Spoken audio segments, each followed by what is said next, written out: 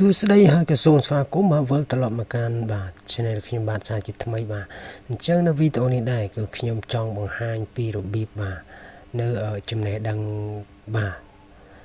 បន្តិចបន្តួចបាទដើម្បីចែករំលែកជូនទៅបងប្អូនដែលគាត់មិនទាន់បាទចេះបានដឹងពីរបៀបនៃការបិទសំឡេងបាទឲ្យមេដៃឲ្យបេះដូងឬមួយក៏សញ្ញាតុក្កតានៅក្នុង Facebook របស់យើងបាទយើងឲ្យ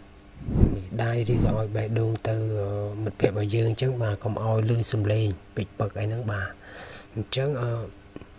កុំឲ្យខាតពេលយូរអញ្ចឹងបងប្អូនចូលមកកាន់ Facebook តែម្ដងបាទអញ្ចឹងយើងបិទសំឡេងហ្នឹងកុំឲ្យបាទលឺទៅដល់គេប៉ះពាល់ទៅដល់គេហ្នឹងបាទអញ្ចឹងយើងកុំឲ្យលឺលុះត្រាតែយើងដាក់កាសបាទវាអត់លឺទេប៉ុន្តែការដាក់កាសហ្នឹងមិនមែនយើងដាក់បានគ្រប់ទីកន្លែងគ្រប់ពេលវេលាដែរអញ្ចឹងយើងត្រូវបិទសំឡេងហ្នឹងបាទអញ្ចឹងខ្ញុំឧទាហរណ៍នេះមួយបងប្អូនអញ្ចឹងនេះយើងចុចកន្លែងសញ្ញាមេដៃអញ្ចឹងមកវាលឺបងប្អូនបាទវាលឺសំឡេងអញ្ចឹងបាទរូបមួយក៏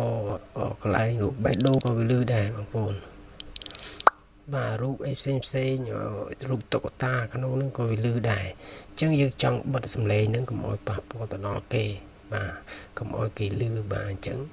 កុំឲ្យរំខានដល់គេអញ្ចឹងឬក៏យើងធុញខ្លួនឯងនៅពេលដែលលឺ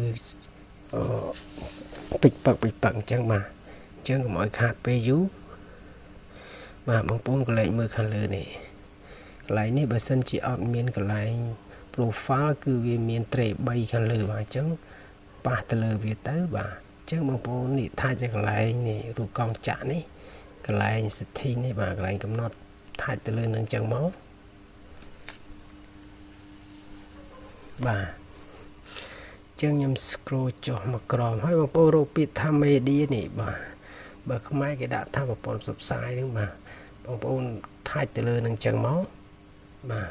អញ្ចឹងខ្ញុំ scroll ចុះទៅក្រោមនេះបងប្អូននេះកន្លែងនេះ video start with sound នេះបាទនេះតែហ្នឹងកន្លែងហ្នឹងគឺគេបើកទេបាទហ្នឹងសញ្ញាបើកខាងក្រោមទៀតនេះ sound in the app បាទអញ្ចឹងបងប្អូនយើងបិទទៅនេះបាទហ្នឹងបងប្អូនប៉ះលើនឹងទៅអាកោមទៀតមកក៏បានដែរបាទលើនឹងមួយទៀតអញ្ចឹងមកបាទអញ្ចឹងខ្ញុំ back ទៅក្រោយបាទអញ្ចឹងតែវាលឺទៀតអត់បាទអញ្ចឹងនេះបងប្អូនអញ្ចឹងខ្ញុំប៉ះទៅលើនេះយើងឲ្យកន្លែងនេះមកបាទយើងប៉ះលើមេដៃអញ្ចឹងមកបាទគឺវាលែងលឺហើយបងប្អូននេះលែងលឺហើយបាទអញ្ចឹងយើងឲ្យសញ្ញាបេះដូងទៀតក៏អត់លឺដូចគ្នាទេបងប្អូនអត់លឺដែរទេបាទនៅក្នុងហ្នឹងមួយណាក៏អត់លឺដែរបាទវាអត់លឺទេសំបីតែកន្លែង share ហ្នឹងក៏អត់ដែរបងប្អូន share ហ្នឹងក៏វាអត់ដែរឧទាហរណ៍ខ្ញុំ share ចូលគ្រប់មួយតើវាលឺអត់បាទណាប៉ះទៅនេះមក save បាទអញ្ចឹងយើងផុសកន្លែងនេះបងប្អូនបាទក៏វាអត់លឺដែរបងប្អូនអញ្ចឹងរាល់អ្វីដែលក្នុងហ្នឹងគឺអត់លឺទេកន្លែងshare send ហ្នឹងកន្លែងផ្ញើអីនេះ message អីហ្នឹងក៏អត់វាលឺដែរបងប្អូនអត់លឺទេបាទអញ្ចឹងអត់លឺទេអញ្ចឹងវីដេអូនេះគឺអត់មានភាពសំញាំវែងឆ្ងាយច្រើនទេបងប្អូនអាចធ្វើការបិទកន្លែងនឹងបានបើបងប្អូនចង់បើកវិញបងប្អូនចូលកន្លែងនឹងវិញមកបាទកន្លែង profile បើវាអត់ profile វាដាក់កន្លែងត្រេ3បាទវាមានសញ្ញាត្រេ3ទៅហ្នឹងបងប្អូនប៉ះទៅលើនឹងអញ្ចឹងមកហើយបងប្អូននេះក្លែកមើលខាងលើនេះកន្លែងសញ្ញាកងចាក់នេះដែលកន្លែង setting ហ្នឹងបាទទៅហ្នឹងប៉ះទៅលើនឹងអញ្ចឹងមកបាទអញ្ចឹងបងប្អូនរកពាក្យថា media ដដែលមកបាទនេះកន្លែងប្រព័ន្ធផ្សព្វផ្សាយហ្នឹងខ្មែរដាក់បកប្រែថាប្រព័ន្ធផ្សព្វផ្សាយប៉ះលើនឹងអញ្ចឹងមកបាទអញ្ចឹងបងប្អូនចង់បើកវិញឲ្យលឺវិញអញ្ចឹងបងប្អូនចូលកន្លែងហ្នឹងដដែលមកបាទប៉ះលើនឹងមកបាទប៉ះលើនឹងអញ្ចឹងមកអញ្ចឹងយើងបែកទៅវិញតើវាលឺសញ្ញាមេដៃទៀតអត់សញ្ញាសំឡេងដែលយើងបាទចុចមេដៃហ្នឹងបាទអញ្ចឹងនេះបងប្អូនចុចកន្លែងហ្នឹងមក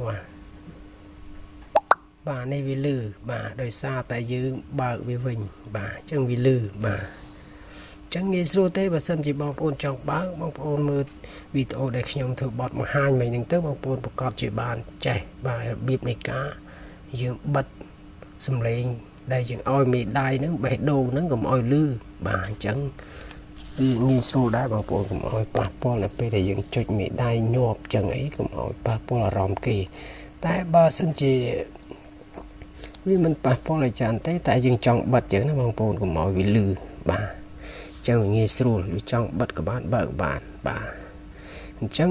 វីដេអូរបស់ខ្ញុំមានតែប៉ុណ្្នឹងទេបើសិនជាបងប្អូនបាទគិតថាវីដេអូរបស់ខ្ញុំមានអត្ថប្រយោជន៍សូមបងប្អូនបាទជួយចុចបាទ follow